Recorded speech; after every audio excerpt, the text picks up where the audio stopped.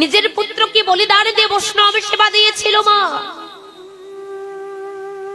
এমন প্রাণ আমাদের হবে। সাধারণত কোন বৈষ্ণব যদি কারো গিয়ে বলে, ও মা জয় রাধে, আমার বাড়ি বাদে, ওই মা কি বলে, বাবা আমার বাড়ি বাদে, বলে না? জায়গা নাই, আমার বাড়িতে জায়গায় নেই থাকার, কোথায় থাকতে দেব? তাহলে নিজের পুত্রকে বলিদান দিয়ে বৈষ্ণব সেবা দিয়েছিল। এমন মন, এমন প্রাণ কথা। সত্যি ভগবানকে ভালোবাসলে তাকে এমন করে ভগবানকে ভালোবাসলে যদি এমন করে কাঁদতে হয়, জগতে কে ভগবানকে ভালোবাসবে গো? ভগবান পরীক্ষা করে মা। স্বর্ণকারেরা সোনাকে কষ্টি পাথরে ঘষে মেজে যেমন যাচাই করি, পরীক্ষা করে এটা খাঁটি সোনা কিংবা নকল সোনা, তেমনি আমার ভগবান ভক্তকে দুঃখের অনলে, কষ্টের অনলে পড়ে পড়ে পরীক্ষা করে এটা আমার আসল ভক্ত কিনা নকল ভক্ত। তুমি দয়াময়,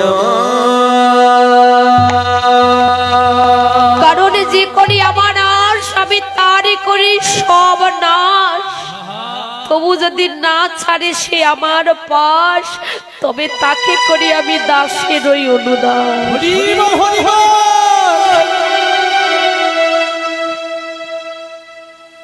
যাকে এক নামে সকলেই চেনে দাতা কর্ণ। শুনেছিলেন বলি রাজার কথা, যিনি ত্রিপাদ ভূমি দান করেছেন। শুধু তাই নয়, শুনেছিলেন আরো একজনের কথা, যিনি কে? রাজা হরিশ্চন্দ্র। তার কাছে যে যাহা চেয়েছিল তাকে তাই দান করেছিলেন। কিন্তু তার একটা অহংকার ছিল, আমার মতো দানের রাজা জগতে আর কেউ নেই। বাবা, জীবের ভিতরে অহমিকা আসলেই জীব ধ্বংস হবে, অহংকার আসলেই সে ধ্বংস। এই অহংকার ছিল বলে একদিন গুরুদেব বিশ্বামিত্র সমস্ত কিছু হরণ করলেন, কেড়ে নিলেন। নেবার পর বলছে, হরিশ্চন্দ্র তুমি তো বড্ড দাতা হয়েছ, সবই কিছু দান করলে, এবার দানের দক্ষিণাটা তুমি আমায় দাও। বাবা, কাউকে দান করলে তার দক্ষিণা দিতে হয় না। যেই না দক্ষিণা চেয়েছেন, হরিশ্চন্দ্রের তো আমার বলতে কিচ্ছু ছিল না, কোথা থেকে দক্ষিণা দেবে? সম্বল ছিল কি? একমাত্র স্ত্রী আর একটাই মাত্র বাবা বলা ধন, ব্যতীত আর কিচ্ছু ছিল। সেই স্ত্রী আর পুত্রকে নিয়ে নগরে নগরে গিয়ে বলছে, ওগো তোমরা কেউ দাসী নেবে? আমি একজন দাসী বিক্রয় করবো বলে তোমরা কেউ দাসী নেবে? একজন বৈষ্ণবের গৃহে স্ত্রী আর পুত্রকে বিক্রয় করলেন, কিছু করিয়ে নিয়ে গুরুদেবকে দানের দক্ষিণা দিলেন। আর যিনি রাজা ছিলেন, সে রাজার শেষ পরিণতি কি হলো? অবশেষে তিনি ওই শ্মশানে মরা পোড়ার কাজ করছেন, চন্দানের কাজ করছিলেন বাবা। কিন্তু প্রভুর লীলা বোঝা বড় দান। সে যে কারে বা কখনই কাঁদায়,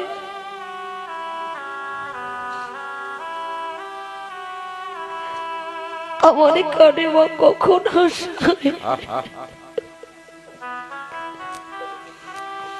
একমাত্র পুত্র সর্পদংশনে তার মৃত্যু হয়ে গেল।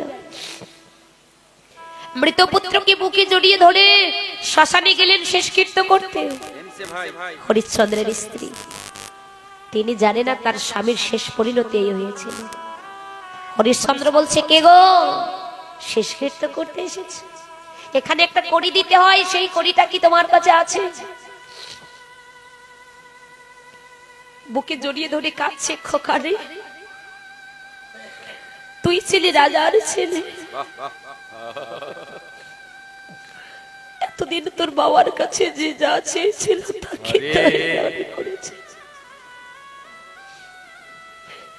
কিন্তু আজ আমাদের ভাগ্যের কি নির্মম পরিহাস। আজ শ্মশানে একটা কড়ি দিতে হয়, সেই কড়িটাও আমার কাছে নেই। আমার দিতে হয় না? আপনার দিদিকে দিতে হয়, হয় বাবা? কে গো মাসিমা, দিতে হয় তো। শ্মশানে একটা কড়ি দিতে হয় না? যেই না কড়ির কথা বলেছে, বুকে জড়িয়ে ধরে কাঁদছেন। তোর বাবা ছিল রাজা, হরিশ্চন্দ্রের বুঝতে বাকি রইল না, ছুটে গিয়ে মৃত পুত্রকে বুকে জড়িয়ে ধরে স্ত্রীকে সঙ্গে নিয়ে ভব নদীর পার ঘাটায় গিয়ে দাঁড়িয়ে আছে। বাবা যিনি ভব নদী পার করে